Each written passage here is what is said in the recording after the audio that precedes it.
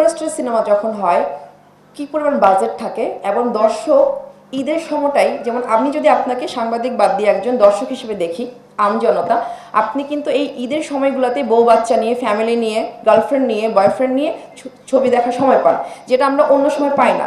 যখন আপনি টিকিট কেটে ফেলবেন, পপকর্নের টাকা নিয়ে ফেলবেন, আপনি এক সিনেমা না পেলে আরেকটা সিনেমায় যাবেন, রাইট? সো ওই সময় কিন্তু সিনেমাগুলো চলে। আর অন্য সময় দেশের যে পরিস্থিতি বলেন না কেন, আমাদের সময় না এত বেশি সাম্প্রতিক জিনিস, টপিকস চেঞ্জ হয়, কেউ সিনেমা হলে আলাদা গিয়ে এত টাকা এফোর্ড করে সিনেমা দেখতে চায় না। সেটা হয়তো আস্তে আস্তে ঠিক হবে।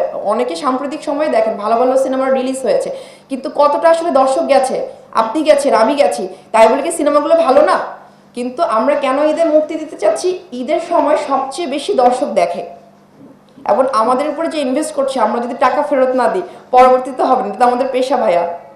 আমরা প্রথম যে জিনিসটা থাকে চ্যালেঞ্জিং, সিনেমাটা বানানো। আমরা সিনেমাটা বানিয়েছি আলহামদুলিল্লাহ ভালো করে, আমাদের যতটুকু সামর্থ্য ছিল। পরের ধাপ কিন্তু আপনারা সাংবাদিক ভাইরা, মিডিয়া।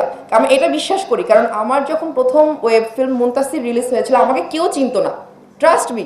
আমাকে মনে হয় এলিনা শাম্মী আপু সবার সাথে পরিচয় করে দিয়েছিল। সাংবাদিক ভাইরা আমাকে যে পরিমাণ সহায়তা করেছিল, আমি কেউ ছিলাম না।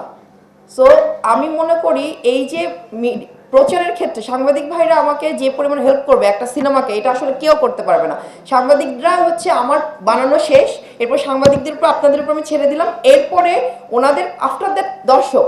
সো আমরা তিনটা ধাপে আসতেছি, আর মার্কেটিং তুষার ভাই সব কিছুই হবে ইনশাল্লাহ। আমার এই জিনিস আমি বানিয়েছি, এরপর আপনারা, এরপর দর্শকরা, এরপরে আল্লাহ তো আছে। অ্যাজ এ ডিরেক্টর সবসময় চ্যালেঞ্জ থাকে, কিন্তু সত্যি বলি নারী নির্মাতা হিসেবে আমার কখনো চ্যালেঞ্জ থাকে না, কারণ আমি সবসময় এমন টিম পাই ওইখানে আমরা সবাই সবাইকে মানুষ হিসেবে কাউন্ট করি, যার কারণে আমার কখনো ওরকম চ্যালেঞ্জের মুখে পড়তে হয় না। আমরা ঠিক সকাল 8টায় ক্যামেরা ওপেন করি, একদম সত্যি কথা। এটা কিন্তু আমার ফুল টিম সাপোর্ট না করলে আমি পাইতাম না।